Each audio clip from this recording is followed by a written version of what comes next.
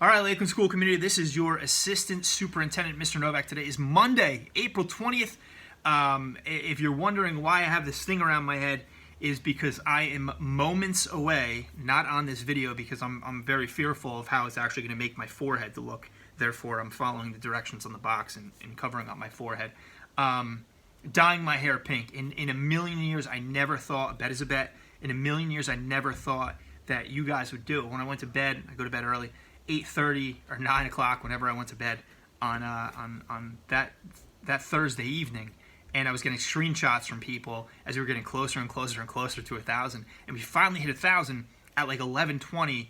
I was totally in awe, and I was very surprised. So congratulations to you guys. I'm happy to dye my hair. I fully anticipated coming back with a full head of pink hair when I gave my Monday, April 20th address. However, all L'Oreal hair dyeing products, at least the ones that I looked at, the different colored ones, pink being one of them, were back ordered. And I reached out to Amazon and asked them why. Obviously, they're, as they should be, they're prioritizing important purchases for home and health and things like that. And pink hair dye is not a priority purchase, as it shouldn't be. They told me to get in contact with the vendor. So I actually called L'Oreal directly and had this very fascinating conversation. And one of the things that they said there are two industries right now that are booming. Number one is home improvement industries like Lowe's, Home Depot, places like that. And then number two is beauty products, at-home beauty products. Because people have the ability now to kind of take chances. If you've always wanted to dye your hair electric blue, or in my case, pink, but you never really wanted to take the chance because you didn't want anybody to see you if it didn't look good. Well, now you're kind of stuck at home, so you can take those chances. You can do kind of those extraordinary things. So the hair dye came in just a little while ago. Today I got my Amazon delivery a little bit earlier this morning. So I am raring and ready to go. I'm a little bit nervous, to be honest with you, but when I see you guys tomorrow, I will have pink hair. Here we go. Monday, April 20th, your daily address, number one. Quarter 3 is now over. It's done. It's in the past. Grades are not going to be finalized by your teachers until Friday, April 24th, but quarter 3 is done. We are now officially into quarter 4. All new work that you're doing, as per your teachers, are going to be quarter 4 work. Number 2, as I emailed you guys over the break, Governor Murphy came out a day earlier and made the announcement. He made the announcement on Thursday, April 16th, but here's what he said. Quote, "Our public schools will remain closed through at least Friday, May 15th. We need to be guided by where the facts on the ground, science, and public health take us. That means we will not be safe to reopen schools for at least another 4 weeks. I made the decision," Governor Murphy, "in careful consideration with the Department of Health and New Jersey Department of Education, among other key stakeholders. I know this is hard, but we're saving lives, and we must maintain the course." So we finally have at least a little bit of an answer. We are going to be closed till at least virtual. We're going to be virtual till at least Friday, May 15th. That leads me to number 3. Number 3, another decision is going to be made by Governor Murphy on or before Friday, May 15th, but at least we have a little bit of idea of how long this closure is going to be, at least in the interim, until a final decision is made. I have 2 kids screaming upstairs. I apologize. Number 4, it's hard to maintain focus, but I'm trying. Number 4, our schedule for the next 2 weeks looks like this. Today, Monday, April 20th, it's a B day. Tuesday, April 21st is an A day. Wednesday, the 22nd is a B day. Thursday, the 23rd is an A day. Friday, April 24th is our first Lancer day. We'll talk about that in a second. Monday, April 27th, B day. Tuesday, April 28th is an A day. Also, my buddy Hank's birthday. Happy birthday, Hank. I know he watches these because he's giving me some ideas.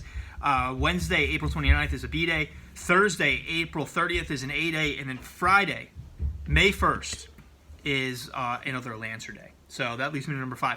Every Friday that we engage in virtual learning from now on will be Lancer Fridays, where no new work is going to be assigned to you. This will allow you to catch up and get clarification if necessary.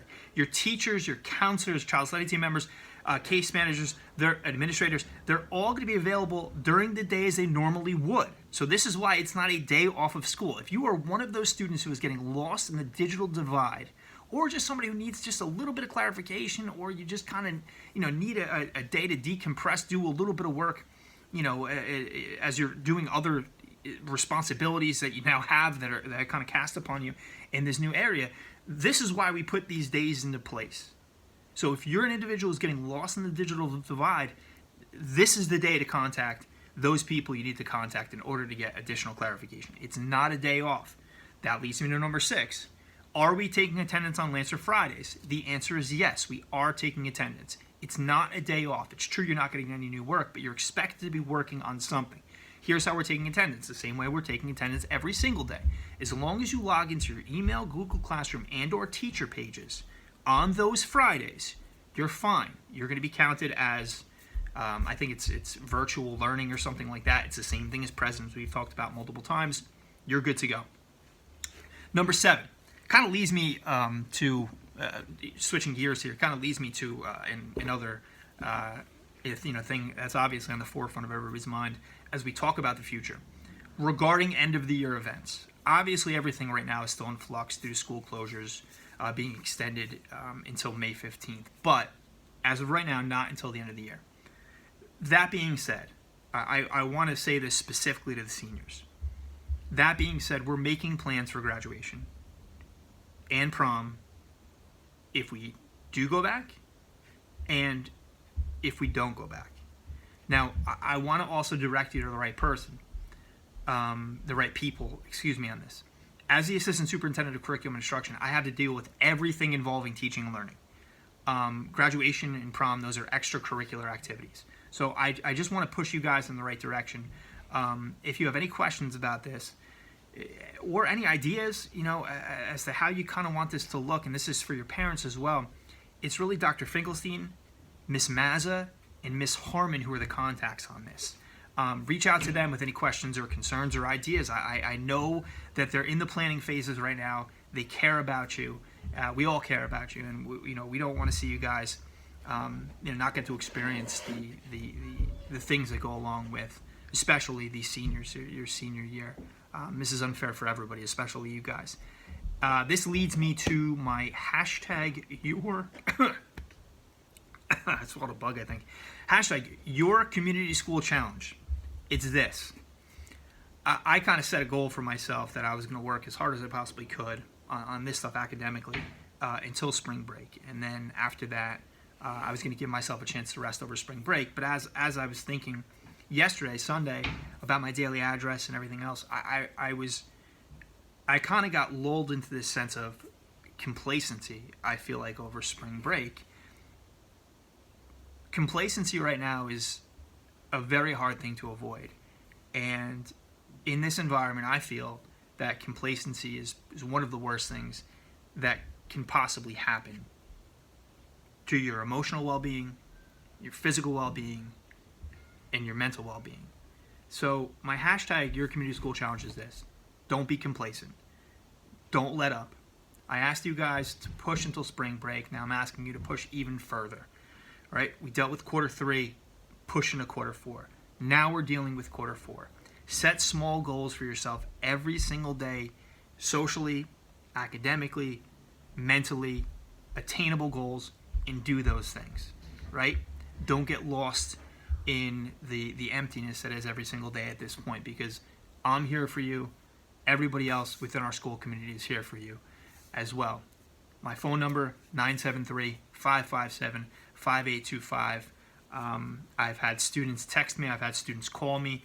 I've had students ask to FaceTime with me. It's a little bit weird. I don't do that. But, reach out to me if you have any questions or concerns. I really am here for you.